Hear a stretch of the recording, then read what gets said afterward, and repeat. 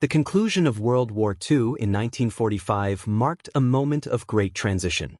With the defeat of Nazi Germany and Imperial Japan, the immediate demands of the war effort dissolved. One of the most pressing issues faced by the Allied powers was the handling of the vast infrastructure that had been created to imprison enemy soldiers and collaborators. Prison camps, established to house Axis prisoners, suddenly found themselves without purpose.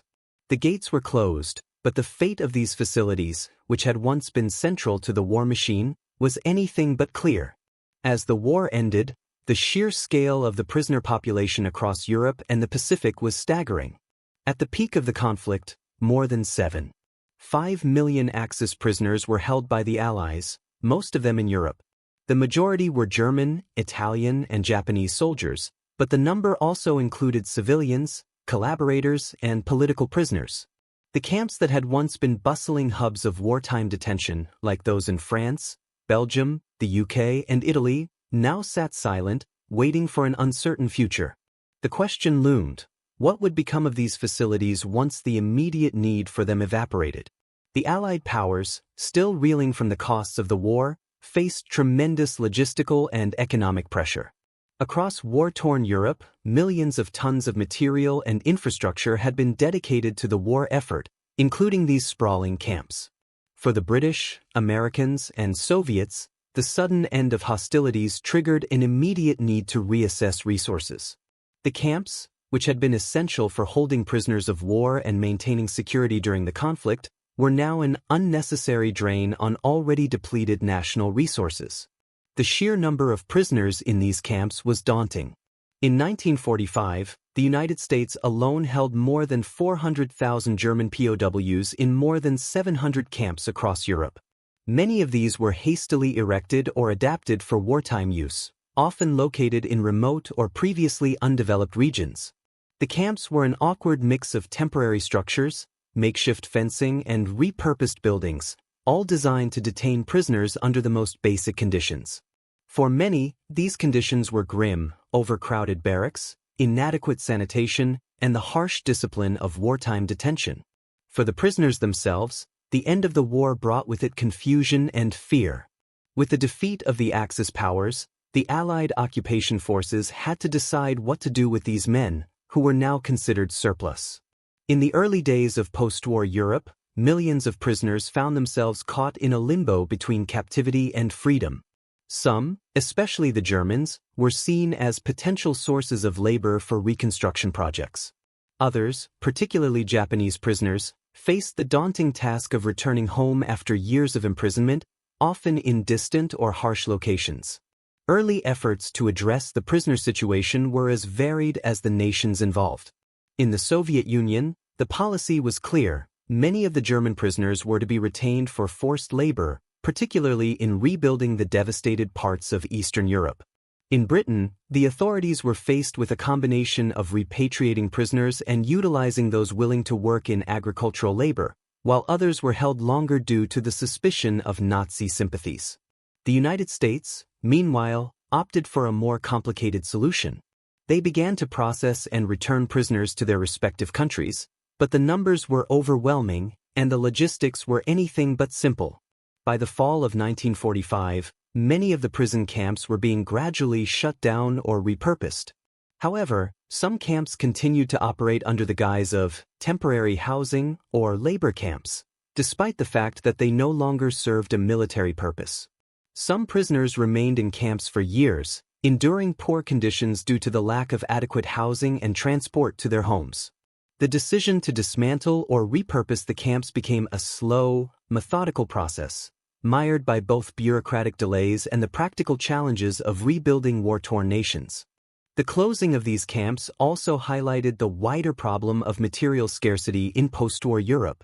The Allied powers, already struggling with the massive economic burden of post-war recovery, faced mounting challenges in managing the millions of tons of surplus military equipment, including the camp infrastructure itself.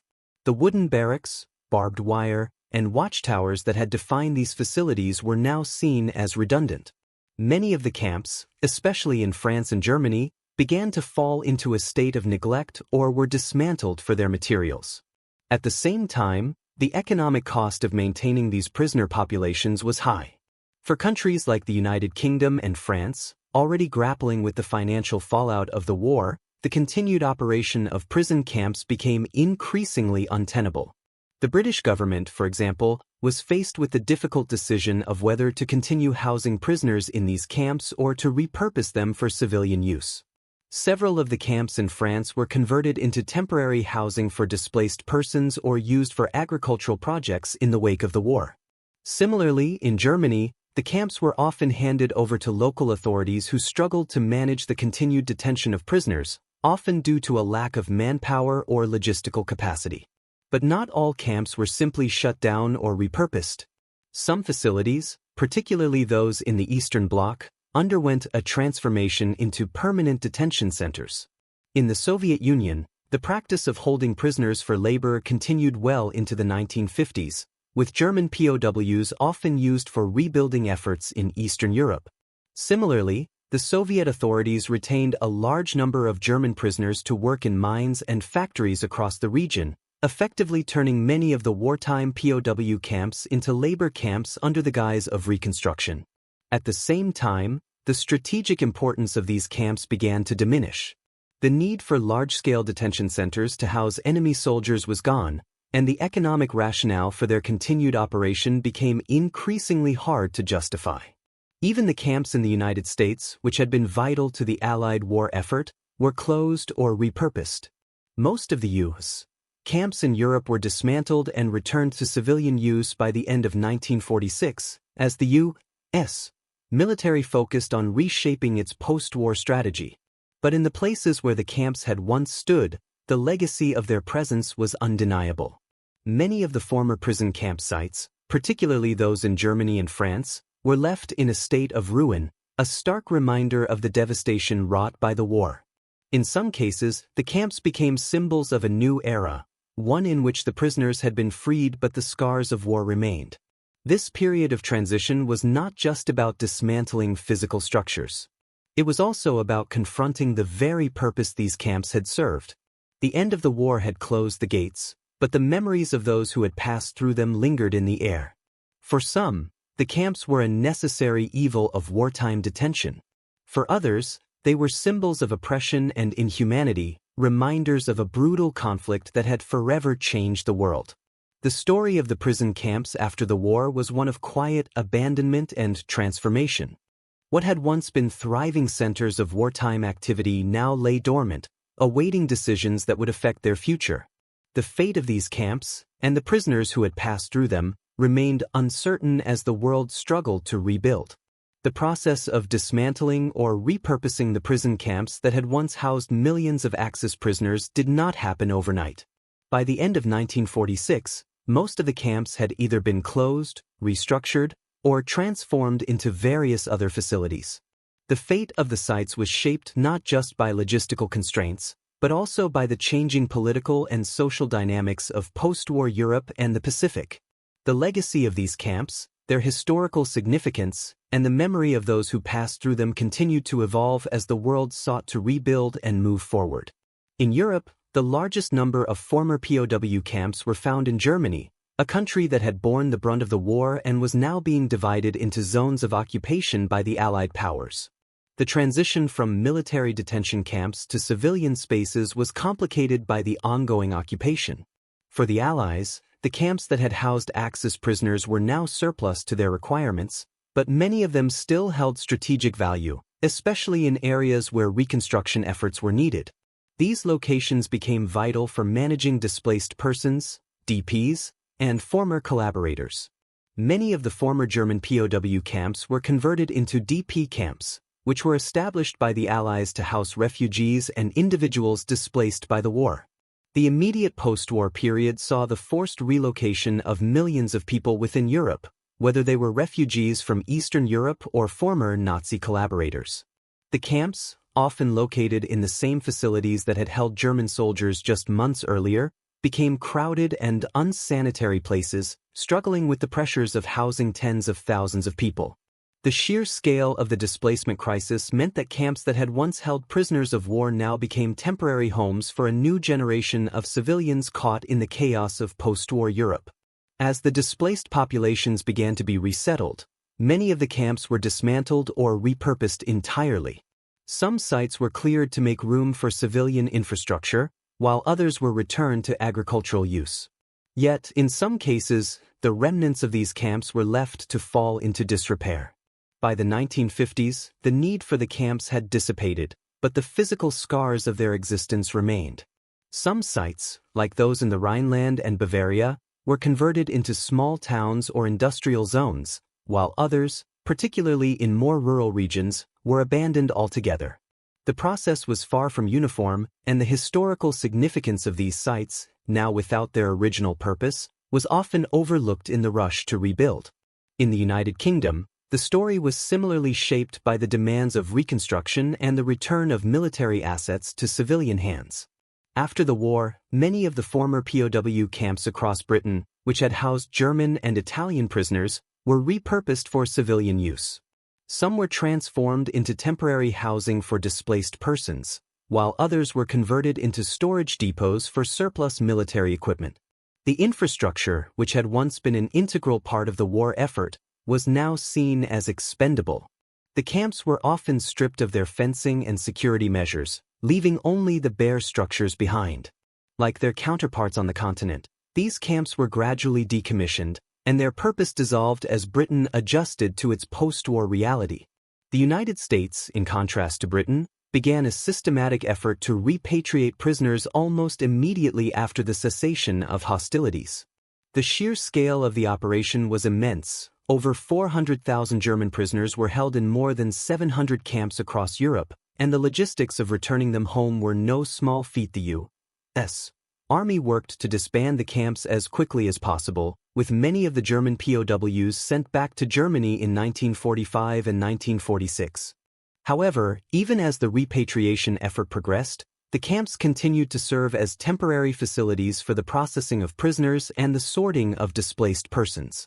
The process of repatriation was often slow, as many of the prisoners had been held for years in foreign lands, and their return to their home countries was complicated by the destruction of infrastructure and the scarcity of resources in post-war Europe. In some cases, prisoners were kept in camps for months or even years after the end of the war due to the lack of transportation or the need for reprocessing. The U.S.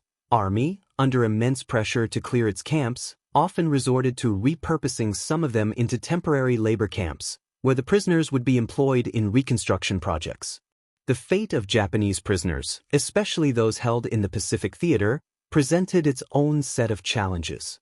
With Japan's surrender in August 1945, the U.S. had to manage the internment of a large number of Japanese soldiers and civilians across the Pacific Islands. Many of these camps were in remote locations, such as the islands of the Philippines and Japan itself, and the process of returning prisoners home was even more complex due to the logistical challenges of the region. The camps were often in poor conditions, and the prisoners' lives were marked by years of isolation from their homeland. As with the European camps, the need for these facilities rapidly diminished after the war's end. Many of the camps were shut down, but some continued to operate for several years as labor camps under Allied supervision. While many of the camps across Europe and the Pacific were gradually dismantled or repurposed, a few facilities remained in operation for years. In the Soviet-controlled zones of Eastern Europe, particularly in Germany and Austria, the Soviet Union retained a large number of German prisoners for labor, often utilizing them in rebuilding efforts that were vital to the Soviet war effort. The Soviet authorities, having suffered greatly during the war, continued to extract forced labor from these prisoners for many years after the end of the conflict.